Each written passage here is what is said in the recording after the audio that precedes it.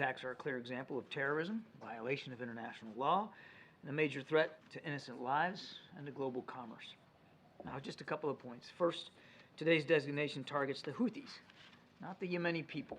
The United States remains the world's leading donor of humanitarian assistance for Yemen. We recognize that more than 15 million people in Yemen are still in desperate need of food, water, medicine. And we are taking a range of steps to ensure that these sanctions preserve the ability of aid organizations to be able to deliver all those much needed supplies. Second, this designation takes effect 30 days from now.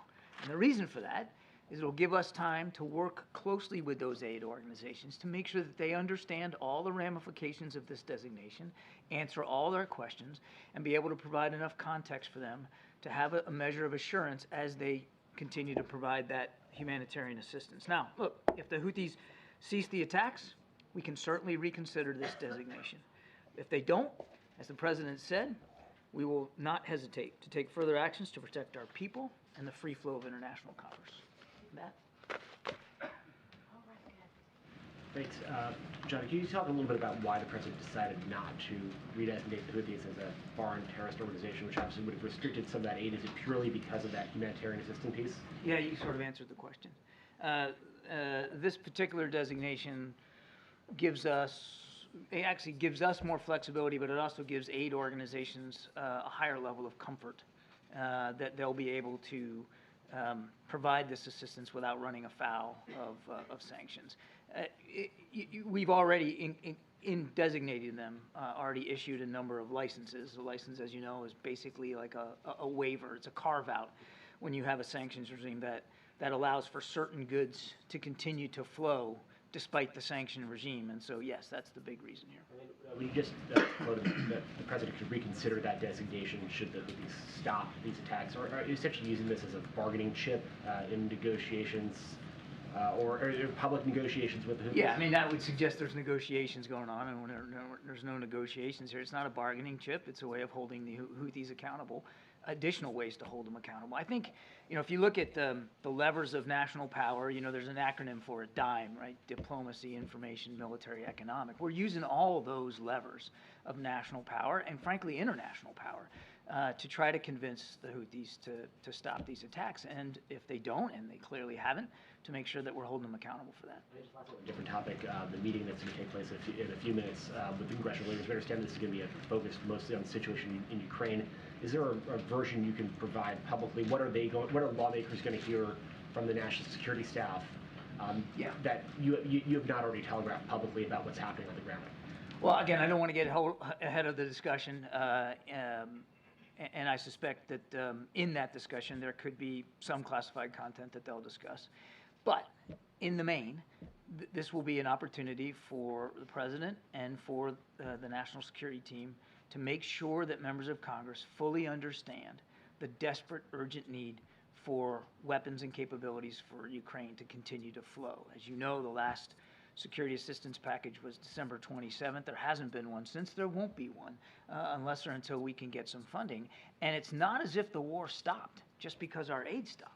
I mean, the Ukrainians continue to get attacked. They're moving into some defensive positions along that line, in the east in particular, and they continue to come under artillery shell, air attacks, ballistic and cruise missile, as well as drone attacks from the Russians. And they are expending what they have. And I won't get into their inventory lists, but there are some weapon systems for which they are in more need than others right now, and they have to expend them given ongoing combat. Thanks. Last week, the President said it was irrelevant whether or not the Houthis were designated as a terrorist organization. Now, 5 days later, this announcement, did he need to be convinced that this was the right step? No. And looking back, was it a mistake to take them off of the terrorist list back in 2021, just like consideration over these years? No. No, again, the previous designation was FTO, Foreign Terrorist Organization, which doesn't have quite the measure of flexibility in terms of humanitarian assistance. And so a big reason why we delisted them literally on day one was to address a dire humanitarian situation on the ground. And as I said today, it remains dire in many cases. The Houthis are more concerned about getting weapons and capabilities and attacking ships in the Red Sea than they are about helping to look after the Yemeni people. Thank you, Kareem. The President said last week that a private message had been delivered to Iran about the Houthi attacks. Could you talk a little bit about that message? No, I cannot. What can you tell us about what was communicated to the Houthis? That's the same question you just asked. I'm not going to get into that. As the president said, there was a private message delivered to Iran, and I need to leave it at that. Has that been effective? I'm just going to leave it right there. A message was delivered, and of course, publicly, we have made clear our concerns about what the Houthis are doing. We've made clear the support that we know they're getting from Iran, and we're going to continue to take actions. I would remind, it doesn't get mentioned a lot in the context of the Red Sea attacks, but this administration alone has issued some 500 sanctions, or 500 entities have been sanctioned under this administration in just the last 3 years. And a quick question Iranian entities. And a quick question on Iran's foreign minister, who spoke at Davos earlier today. He said the security of the Red Sea is tied to the developments in Gaza, and everyone will suffer if Israel's crimes in Gaza do not stop. He basically warned that all fronts will remain active until then. Do you have a response to that? Well, I mean, to take it just in a couple of pieces there. If you look at the 32 some odd attacks that the Houthis have conducted now, for the ones that were targeted at ships that were identifiable, because sometimes they launch a barrage and there's multiple ships and you're not really sure what ship's being targeted. But let's just take a look at the majority of the 32 where you can identify the ship that's being targeted. Not a single one was destined for Israel. They were all destined for other ports with other bits of commerce. So the whole argument that this is about the war in Gaza, I mean, they're just driving a stake through a straw man. There's nothing there. And as for the quote-unquote resistance continuing, I've said it many times, happy to repeat it, we have national security interests in the region, significant interests. And we have moved additional military resources at the president's order into the region to make sure we can protect those interests. And we mean what we say. And if you doubt it, take a look at what happened just a few nights ago. In his statement on the Houthis designation, Jake Sullivan said that there would be an immediate reevaluation of the designation were they to stop the attacks. Can you just help us understand why that reevaluation would happen immediately? You know, would that sort of risk the potential of them starting up the attacks again if that designation were to be taken away pretty quickly? The thing about sanctions designations, that they are a pliable form of economic pressure. You can scale them up, you can scale them down, you can lay them on, you can take them off in a fairly simple way. So Jake's right. As I said in my opening statement, if they choose to stop these attacks, then we certainly have the option at our disposal to remove this designation that we just issued. Thank you so much. I wanted to give you a chance to respond to Speaker Johnson, who said earlier today about the meeting on Ukraine. He said, before we even talk about Ukraine, I'm going to tell the president what I'm telling you, which is border, border, border. Do you think that's a legitimate position to say that even before you can have conversations about Ukraine, you have to settle the situation with the border? Today's meeting is about Ukraine. That's what we're going to focus on in this discussion. And as the speaker knows quite well, we continue to negotiate in good faith in a bipartisan way with the Senate, with Republicans and Democrats up there on Capitol Hill about the national security supplemental and about, which obviously includes money for border security. And the speaker also said that he has been asking the administration for more details about the spending, what has already been spent in Ukraine, and also the end game in Ukraine.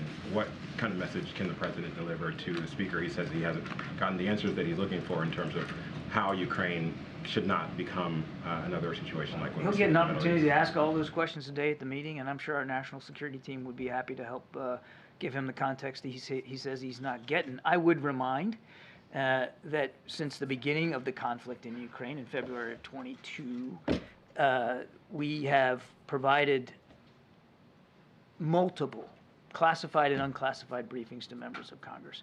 And this whole idea of a blank check also is not true. Every single aid package that we provided Ukraine, we have done consultations with Congress. So there have been and will continue to be a lot of outreach from the administration with members of Congress about Ukraine. Right now, though, you can't have those consultations because there's no aid going to Ukraine because we don't have the funding. And that's what the meeting about today is really all about, stressing the urgent need for that additional funding. Ms. Kareem. Thank you, Kirby. So with regard to national security in Ukraine, has the threat level changed since the president last spoke from the Oval Office, spoke to congressional leaders about the urgency for this funding? No. I just wonder, Not at all. so what can he say that hasn't already been said to convince them to all get on board and take action?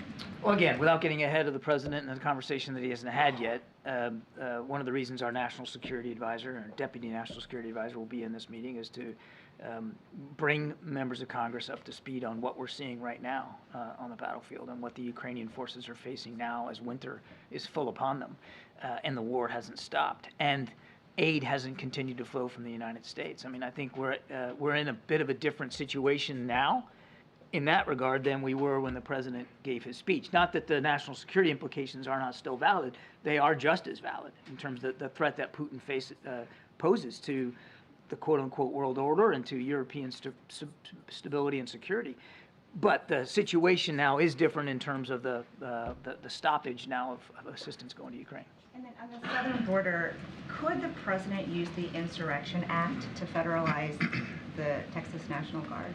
I am not a legal expert on that. I'll have to take that question and get back to you. I know of no, just to make clear, no intention by the president to do that. John, understanding that the last provision of aid to Ukraine was December 27th, right now is Ukraine fighting with 100% of its capabilities? Do they have everything that at this moment they require? Without getting into their operational security and letting the Russians know what they have in their inventory, Peter, what I can tell you is that, as I said earlier, there are certain types of munitions, certain types of weapons that they are expending at greater rates than others. So we can't indicate that they've run out of anything because you don't want to give away any. I'm not going to give away their inventory list, but I'm not going to. I'm not going to pull any punches here. They are still going through artillery shells and HIMARS rockets and air defense capabilities at a pretty advanced clip, depending on what they're facing on the battlefield. And so their inventories are running lower without question. Shalonda Young said, and I think it was December 5th in her letter, she said that we are running out of money and out of time. Should this be measured by Americans understanding the urgency as an issue of days, weeks, or months?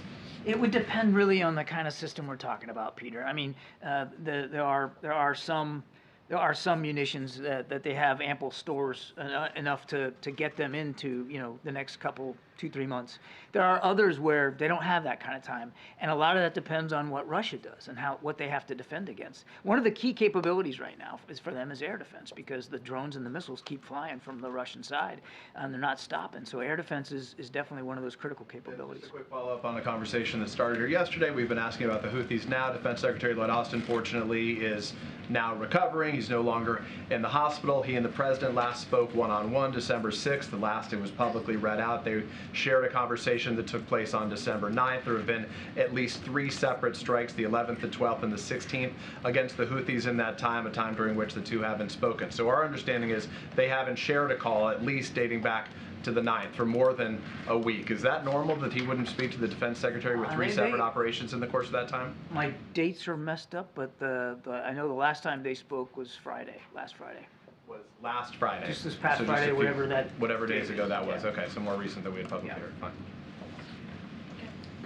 Thanks, Admiral Kirby. On Turkey, the outgoing Turkish ambassador told VOA that he expects to see some positive developments in a month or so with regard to the sale of F-16s to Turkey. So can you give us an update on this? And once Turkey completes the ratification process for Sweden's NATO membership, can we assume that the road for the F-16s will be cleared? The president has been pretty consistent. We continue to support the additional sale of F-16s and the modernization of the current F-16 fleet for Turkey. That's a consistent policy position that we've had since coming into office. That hasn't changed. I don't have an update for you on the dates and the calendar items in terms of what that looks like, but our policy with respect to F-16s for Turkey has not changed. And if I may, on Ukraine, there is still $4 billion in the PDA and for Ukraine. And I was wondering if, given the fact that the negotiations on the border are not moving, is it possible to use that authority now and replenish American stocks later when the Congress approves the supplemental budget? First of all, I would disagree with the notion that the talks are not moving. As I just said, we believe those conversations with the Senate in a bipartisan way are making some progress. And on the real central idea of your question is this replenishment authority. And yes, there's additional funds authorized under PDA, but there's no replenishment authority funds to go with them to back them up.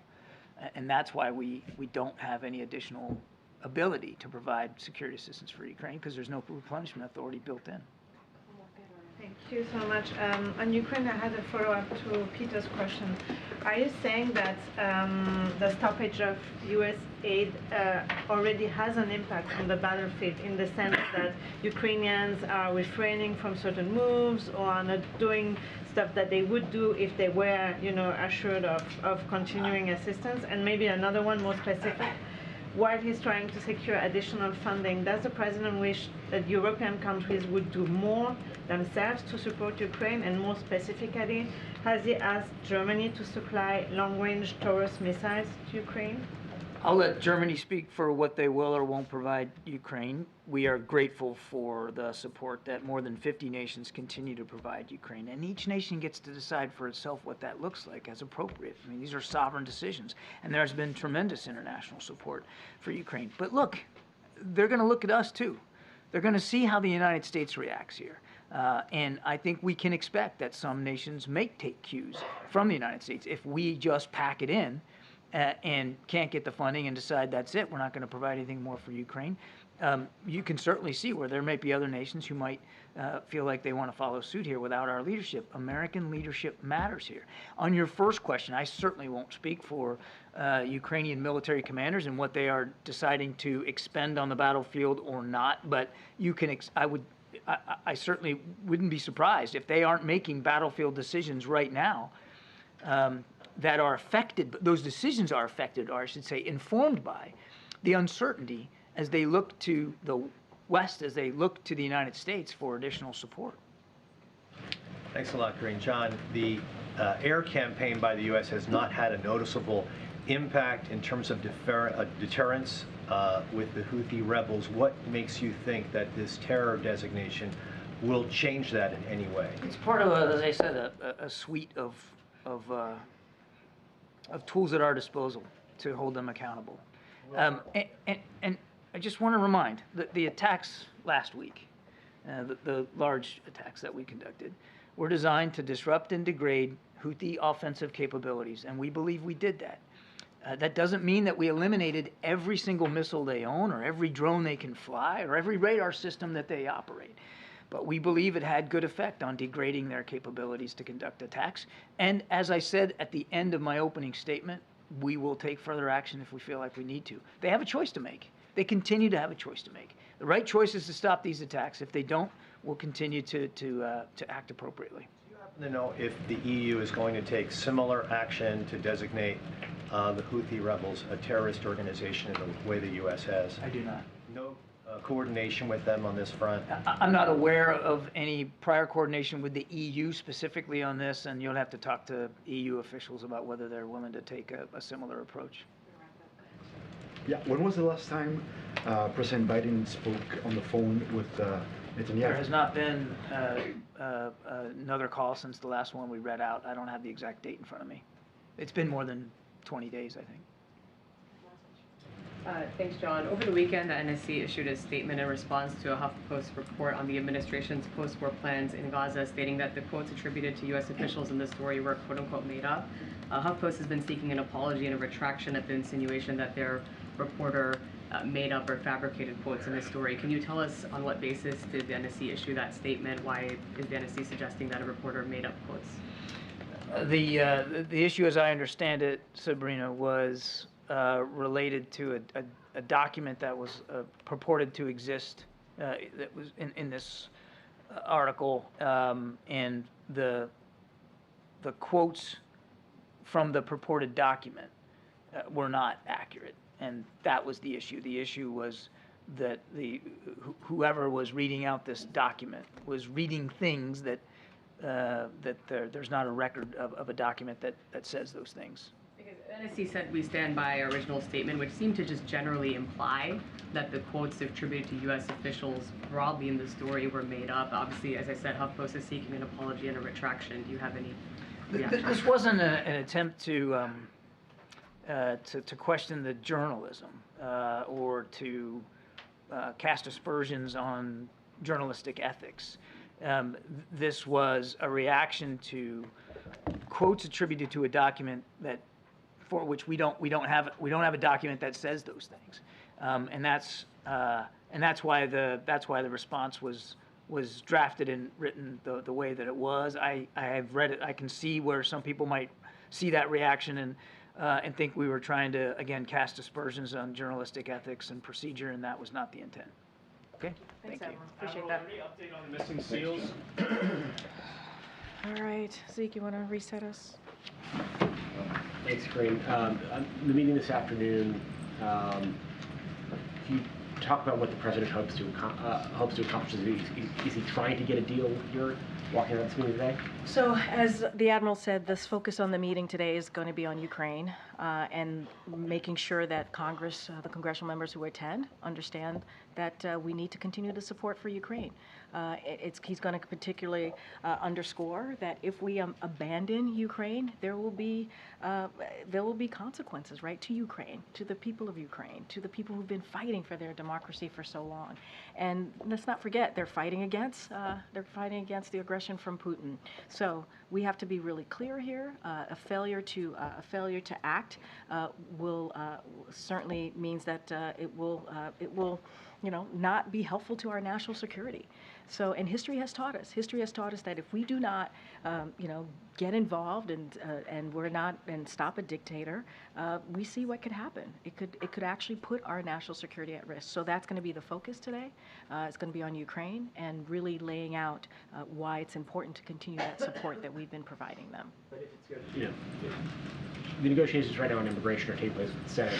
If the president has a speaker here, will he discuss immigration with the speaker? So, look, I'll say this. The president obviously is welcoming congressional members here. He's open to hearing whatever conversations that they want to have, right? And so it is important, to have these conversations, obviously, in a bipartisan way. So that may come up. I certainly don't want to get ahead of those conversations, but the purpose of this meeting is about Ukraine. That is the purpose of this meeting, and that's what the president wants to really lay out, and the urgency to continue to support Ukraine, and why that's needed now, and how that affects our own national security. So that is the purpose, but of course, members of Congress are going to come, and they're going to have things that they want to talk to with the president. We certainly welcome that.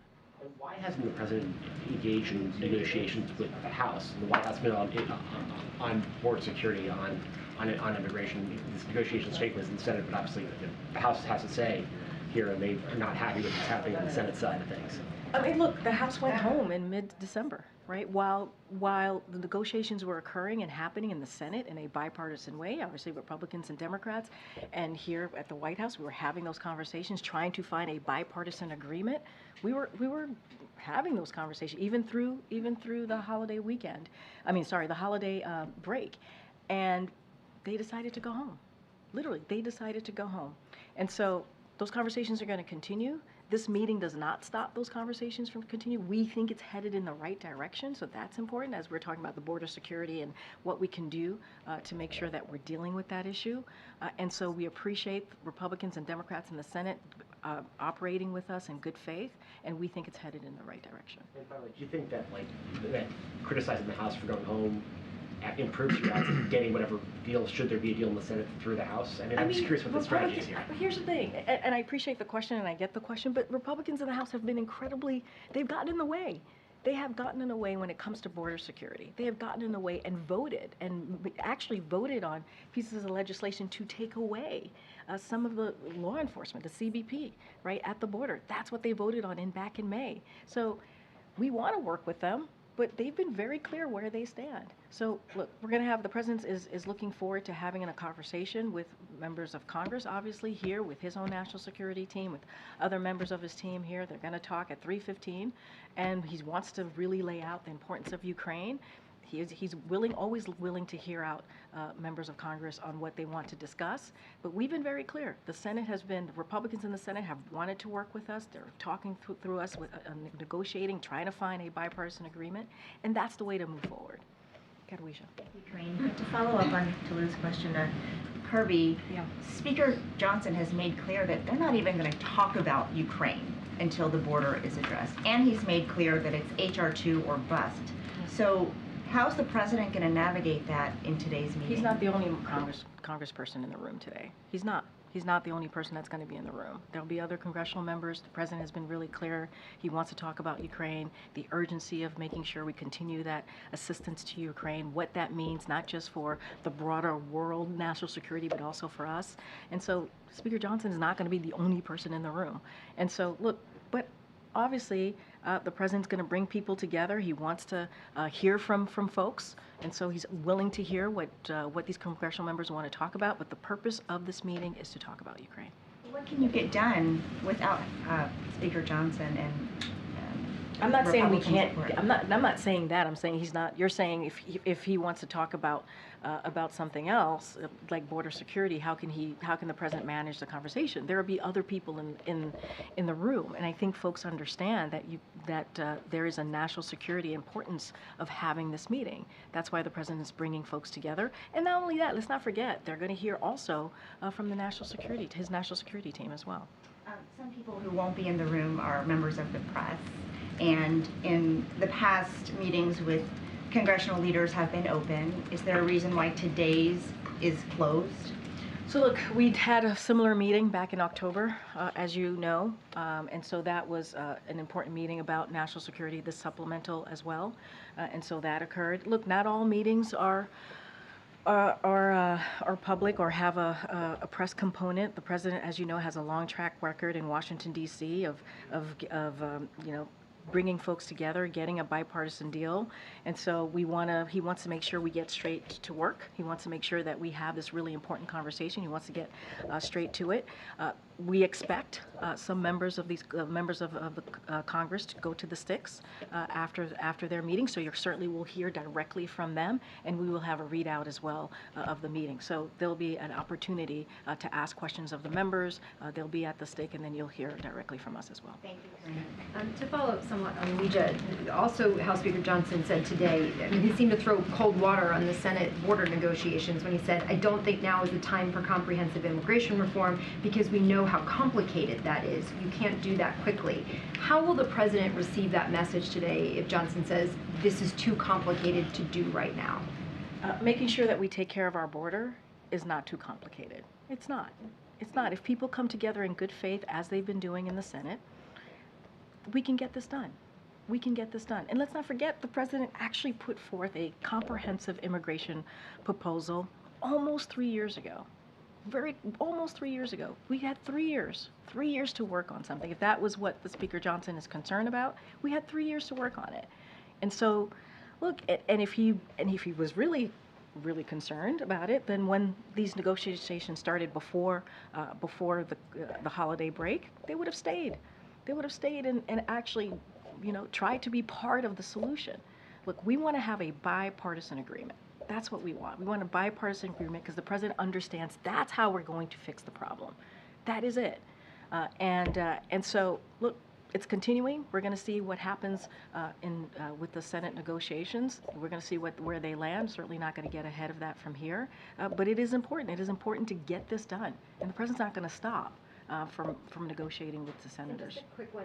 Beyond the congressional leaders, who exactly is going to be in this meeting? How did the White House come up with this list? Why this group? So, look, I can say, as you all know and been mentioning, Speaker Johnson will be there, Leaders Schumer, McConnell, and Jeffries, and the chairs and ranking members of the House and the Senate committees on armed services, foreign affairs, appropriations, and intelligence. So that's incredibly important as we're talking about Ukraine, obviously, and that part of our national security supplemental.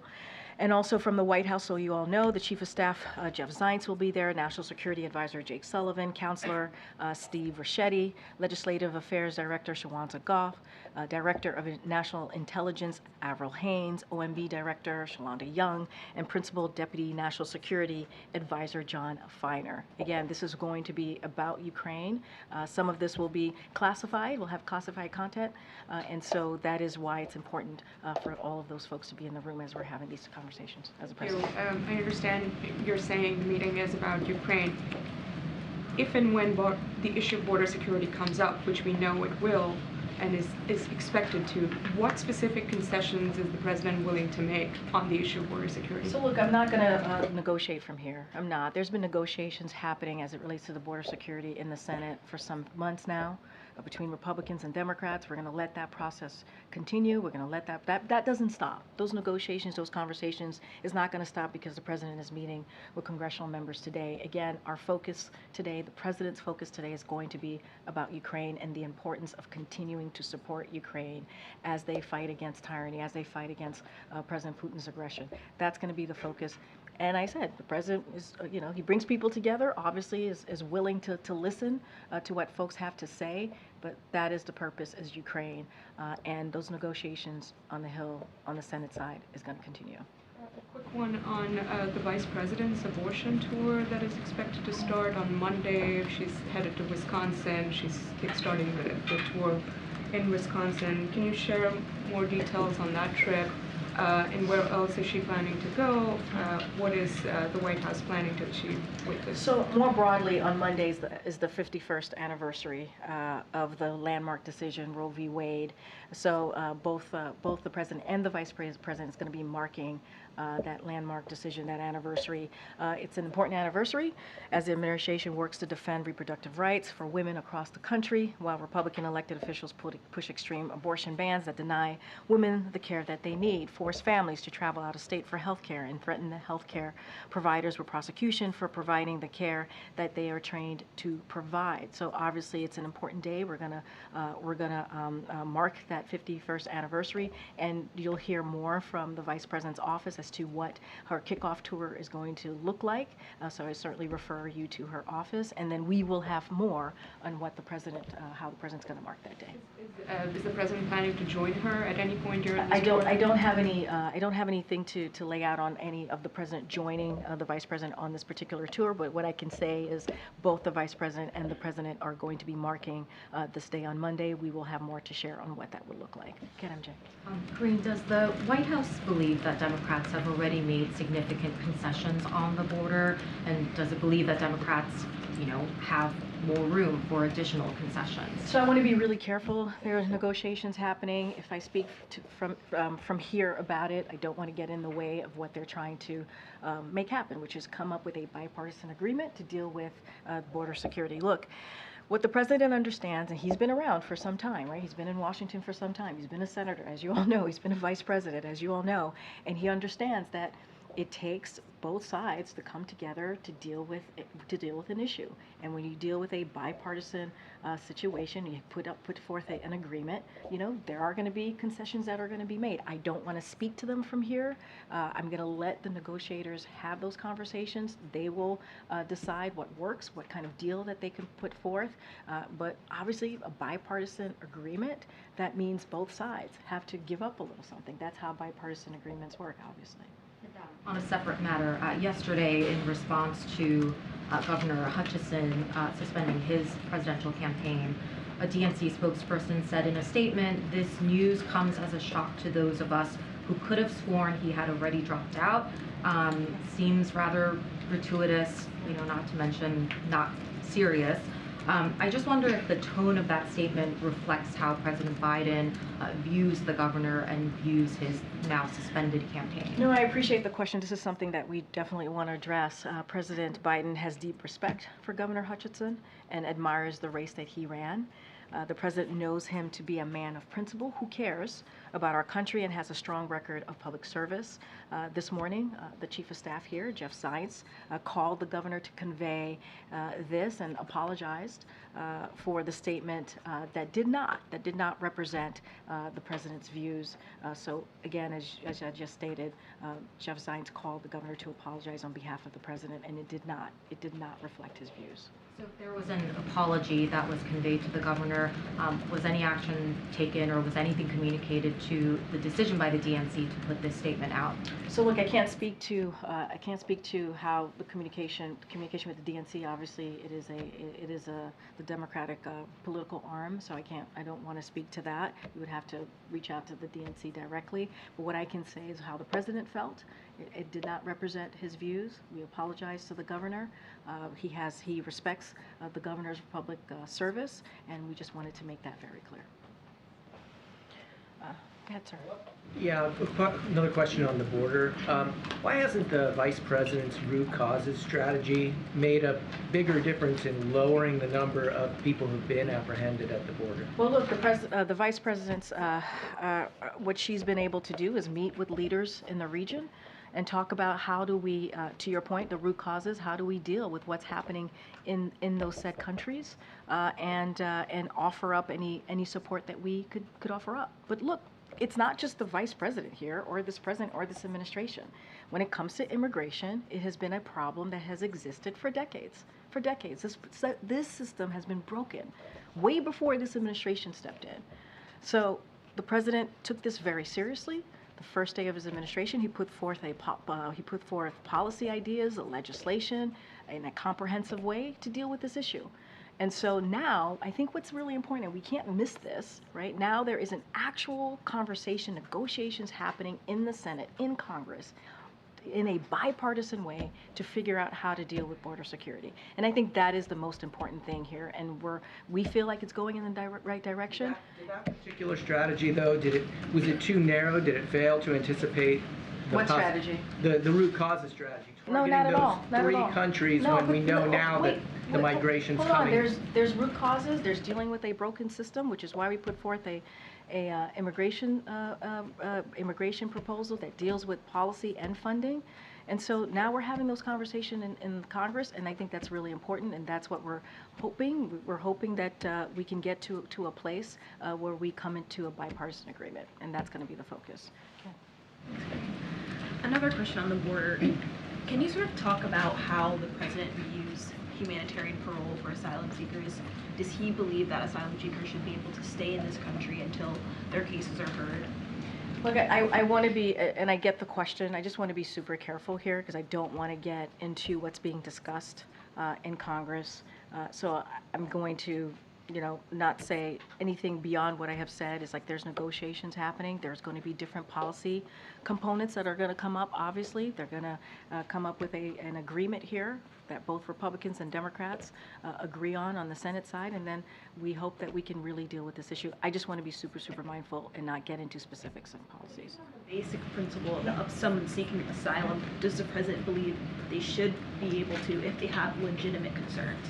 Obviously, we've been very clear about that, but I just want to be super careful. I don't want to go into a rabbit hole about each policy and what the president supports or believes in, because there are negotiations happening.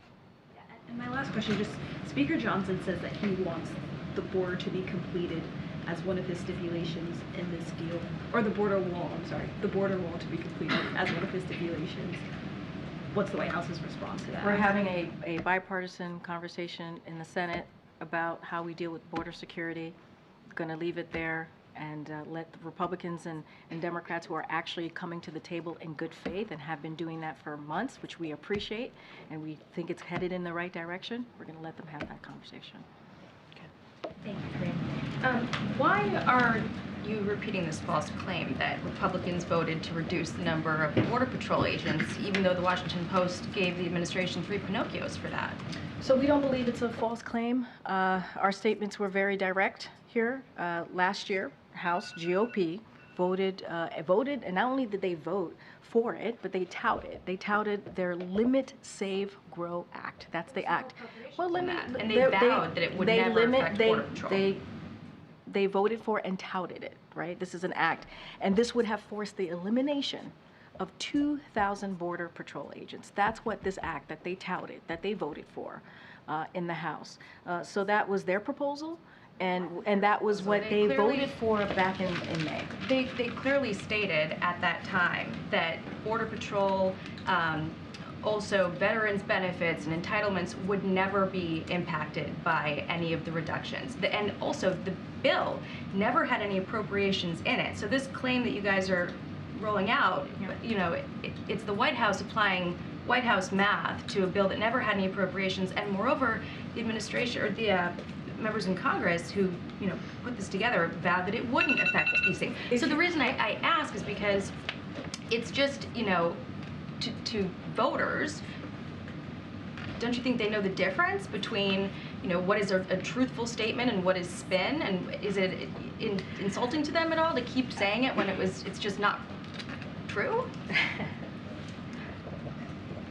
One thing that the president does not do is insult voters or American people, to be more exact, because I want to be careful about this, what I can say about this upcoming election. What I will say is, if you look at the bill, this act that they touted, that they voted for, House Republicans back in May, it was very clear that it would have forced the elimination of 2,000 Border Patrol agents. That's what that act would have done. We were very direct about that. We were very clear about that. This is what they touted. This is what they put out there. This is what House Republicans voted for. I mean, that's where they are. They have gotten in the way every time we are trying to deal with the border. House Republicans have gotten in the way. So we appreciate the bipartisan conversation that we're having with Republicans, let's not forget, with Republicans in the Senate, that's why it's bipartisan, and Democrats, on dealing with the border. House Republicans get in the way. They wanted to literally eliminate 2,000 Border Patrol agents in this particular act that they touted, that they voted for back in May. Notwithstanding all of the fact checks on that, if you're saying that, you know, the White House, the president doesn't want to, you know, insult the American people, will the administration then amend its separate statement that imply that Texas officials were responsible for the deaths of 3 migrants when, in fact, they had nothing to do with it? They had already been dead for an hour by the time Mexico told anyone in the U.S. about it, and the administration admitted as much in their court filing. They acknowledged that in their court filing, but the statement from the White House implies that Texas was responsible, and a number of outlets were forced to issue corrections and editor's notes because of that White House statement. So will the White House amend that statement? So let's be sensitive here. 3 people died. 3 migrants died. 2 children and a woman. That was devastating. Devastating situation, heartbreaking situation. So let's be really mindful of what we're talking about here. I want to take a step back and just as you're talking about our statement, look, as I mentioned, a woman and 2 children died. They drowned near Eagle Pass, which is, as I said, devastating, and that Texas officials blocked Border Patrol from accessing the area. That's what was happening at that time. Our statement is consistent with DOJ's filing. As the DOJ filing said, there was an ongoing emergency situation that Border Patrol was blocked from accessing. There were other migrants in the water as well. But I'm just saying there was an ongoing. And the White House statement the White House statement says that Texas officials blocked U.S. Border Patrol from attempting to provide emergency assistance. There were other migrants in the water. Then why wasn't that included in the statement? There were other migrants in the water. That's what you were referring to. Our statement is very much consistent with DOJ filing. Anything else specific you want to know about that, I would certainly refer you to DOJ. Okay, Cap here. 3 college students, Palestinian college students, were shot in Vermont in November. I know you're aware of that. Yeah. Nearly 2 months have passed since that time. They're speaking out publicly now for the first time. Has President Biden or this White House spoken to those individuals or their families in the period since? First of all, obviously we offered up our sympathies, and obviously we're devastated to hear about this, and it's glad to hear that they are recovering. we don't have any readouts to give you on any conversation that we've had with these three students. Would be the president, obviously, and other members of the White House have spoken with regularity with those who have been held hostage in Gaza, recognizing the circumstances are very different. Nonetheless, the White House does reach out to individuals of all sorts of communities, certainly marginalized communities and circumstances not too dissimilar from this. So why wouldn't the White House reach out to these individuals? It's a very good question. I just don't have, it could have happened. I just don't have a readout to share with you at this time. Even without a readout, could you just confirm to the press corps at some point if it did happen so we can be accurate, and if it didn't, just let us know? Absolutely. Happy to let you know, but it's hard for me to say, to confirm or not, if they We'll wait out. for your confirmation either Absolutely. way. Thanks, Thank Peter. you. Appreciate that. Okay. I think I have one more that I can go to. Go ahead, Owen. I haven't called on you in a while. Way in the back. Corinne, good afternoon. Good afternoon. Is the, by any chance, is the White House following the trial in Hong Kong of pro-democracy advocate Jimmy Lai? So the U.S. strongly condemns the prosecution of pro-democracy advocate and media owner Jimmy Lai in Hong Kong under the PRC-imposed national security law. The U.S. renews our call for the immediate and unconditional release of Jimmy Lai, who has been in prison under Hong Kong's national security law. The United States will continue to closely monitor developments with this and other prosecutions under the national security law. Convicted, and many call this a sham trial, and you know that his conviction is virtually guaranteed from the outset, and he's still got weeks to go to this trial. But if he's convicted, I know you don't have a crystal ball, but what will the president do in that likelihood? I don't want to get into hypotheticals from here. We just condemned. I just very forcefully, strongly condemned the prosecution of Jimmy Lai, and so we're going to continue to do that. And obviously, we're going to monitor the situation closely. I just don't want to get it ahead in getting into hypotheticals or how this is going to turn out. But obviously, we strongly condemn. Thanks. I want to ask you about ships being redirected around the Red Sea. Freightos tracked shipping costs and found that the ships going to Europe, the weekly cost for containers going to Europe are up 386% from last October. Costs going to North America are up 99%. So when does the White House feel like this could start putting pressure on prices and pass it on to the consumer? So look, obviously our national security team here and our economic teams are closely monitoring the evolving situation in the Red Sea. It's something that we're keeping close eye on. But what we've seen so far is that the impact of the ongoing conflict has had limited impact on the U.S. supply chains and energy prices.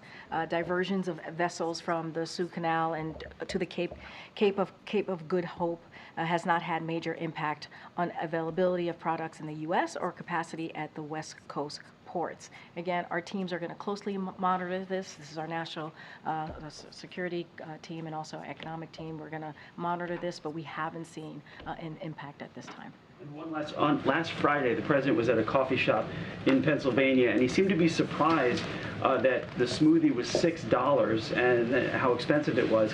I'm curious, so is the president now realizing the costs that Americans are bearing? So look, when he went over to you all to the press corps, he was having a good time, right?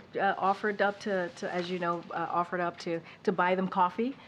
There was a big group there, and he made sure everyone got coffee and pastries. So I just want to make that really clear. His comment was $6, and I'll do it anyway. I hear you, and let's not forget what the trip was about. The trip was about small businesses, right? There have been 16 million small businesses that have started, that have filled out for applications. That's a big deal. That is really important. What that means is that they have the confidence, small businesses, folks who are starting them, have the confidence in the economy to start a business. And that is, I think that's also really important too. And the president was able to do this, or we've seen Americans able to file for applications to start small businesses because of the American Rescue Plan. By the way, no Republican voted for that, and so it's gotten the economy back on its feet, and also given the confidence for small business owners to start. All right, for people to start a small business. 16 million applications that we have seen, and so I think that's important. And look, you know, Republicans don't want to do that, right? They're not interested in that at all. They're not interested in fighting Big Pharma. They're not interested in making sure that we're lowering healthcare costs for the Americans. They're not interested in that. That's why they didn't vote for the Inflation Reduction Act. That's why they didn't vote for the American Rescue Plan. And so that was the point and the important part of the president going there to Allentown. And I think it was a good trip, and you all saw that. So expensive. He was joking around. He was certainly joking around with the press corps. You know that he offered to buy coffee. That's what he did, and pastries. But I think the most important thing about that trip is that he was able to visit a small business. He was able to talk about how this administration, because of Bidenomics, because of the economic policies that we put forward, that we are seeing now a historic number of small business applications. And I think that's important. They have the confidence now. They have the confidence now to start their small business. Thanks, everybody. We'll see you out on the road in North Carolina tomorrow. Thanks, everybody. Thank you.